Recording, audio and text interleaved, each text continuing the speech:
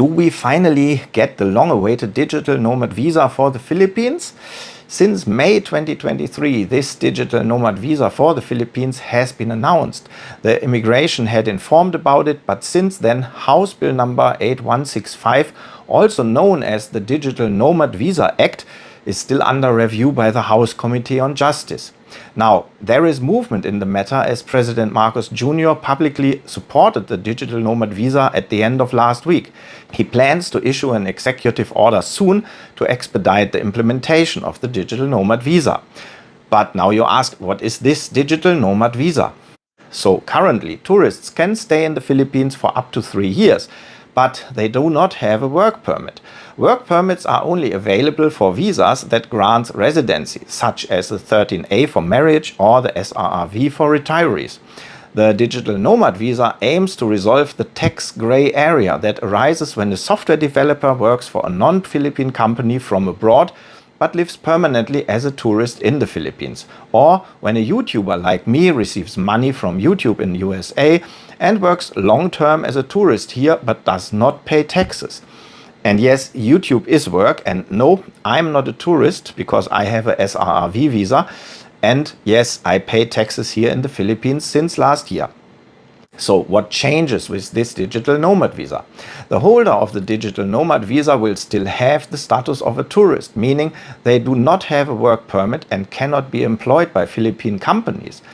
The visa will be valid for 12 months and can be extended for another 12 months with a maximum of 2 years. There is no information yet on whether partners or family members can accompany the holder and what additional income requirements there will be. However, it is expected that the Philippines will support the stay of family members and children. A relevant point is that the applicant must prove a stable income from a source outside the Philippines. Government sources have indicated that there will be a minimum income requirement comparable to other countries. For comparison, in Malaysia, digital nomads must prove a minimum income of $24,000 per year. In Thailand, the income requirement is much higher at $80,000 per year or $40,000 per year if you can prove a master's degree in a relevant digital field. Many countries set the minimum income requirement for digital nomads as twice the minimum or average wage. The minimum wage in the Philippines is only $2,053 per year, while the average wage is around $13,000. Therefore, I personally expect an income requirement of less than $20,000 per year, which currently corresponds to about $1,600 a month. Additionally to this, applicants for the digital nomad visa must provide full health insurance coverage for the entire duration of the visa. But this is common in other countries too, and there are enough health insurance options for longer stays abroad. Also, a police clearance certificate from the home country is required, and you need to check if it has to be authenticated by an apostille too.